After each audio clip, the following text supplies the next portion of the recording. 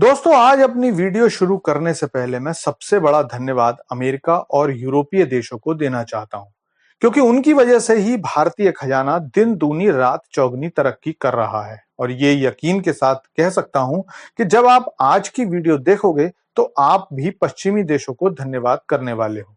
तो चलिए वीडियो शुरू करते हैं। दोस्तों, खबर आ रही है कि भारत ने यूरोपीय देशों को इस स्थिति तक पहुंचा दिया है कि पश्चिमी देश जैसे जर्मनी, रोमानिया, नीदरलैंड अब इस हालात में पहुंच गए हैं कि इन देशों की बड़ी-बड़ी तेल रिफाइनरी अब बंद होने लगी हैं। और हालात इस स्तर पर पहुंच गए हैं कि ये लोग चाहकर भी अपने देश में तेल रिफाइन करके अपनी जरूरत का तेल, पेट्रोल या पेट्रोलियम उत्पाद सप्लाई नहीं कर पा रहे हैं। लेकिन ऐसा तो है नहीं कि इनको अपनी जरूरत के लिए तेल या डीजल की जरूरत नहीं है। तो क्योंकि देशों को अपनी डिमांड पूरी करनी है, तो उसके लिए अब ये देश भारत पर निर्भर होने लगे हैं, जिसके कारण भारत को इन देशों से एक बड़ी क्वांटिटी में ऑयल ऑर्डर्स मिल रहे हैं।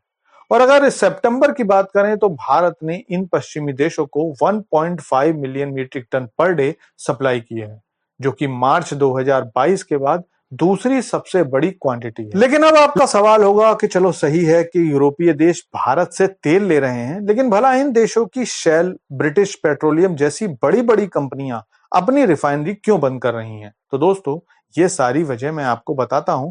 बस आपसे रिक्वेस्ट है कि वीडियो को लाइक कीजिए और चैनल को सब्सक्राइब कर लीजिए, क्योंकि यहां आपको ऐसी वीडियोस रोज मिलती हैं। तो दोस्तों, पश्चिमी देशों ने जब से रूस पर प्रतिबंध लगाए, तब से यूरोपीय देशों की ऊर्जा की समस्या लगातार बढ़ने लगी।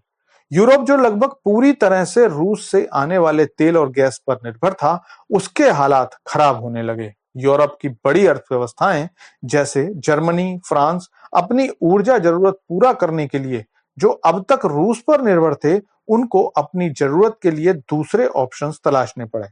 लेकिन क्योंकि पूरे यूरोप की गैस और तेल की डिमांड दूसरे ऑयल एक्सपोर्टर की तरफ शिफ्ट होने लगी, तो इससे इनकी कीमत में बड़ा उछाल आना शुरू हो गया। इसी बीच भारत ने सस्ते रूसी तेल को रिफाइन करके यूरोपीय देशों को सप्लाई करना शुरू कर दिया, जिसके कारण इन देशों में स्थित लगभग 80 से ज्यादा रिफाइनरियों के लिए मुश्किल पैदा हो गई, क्योंकि ज्यादातर रिफाइनरी भी रूसी गैस से ही चलती थी। इन देशों ने जब तेल भारत के बजाय दूसरे देशों से लेने की सोची, तो रिफाइनरी की रनिंग कॉस्ट हद से ज्यादा बढ़ने लगी और सभी देश मुद्रास्फीति के नए नए रिकॉर्ड बनाने लगे। महंगाई आसमान छूने लगी। तो ये देश समझ गए कि भारतीय तेल लेने में ही समझदारी है, जिसके बाद इन्होंने भारत से तेल लेना शुरू कर दिया।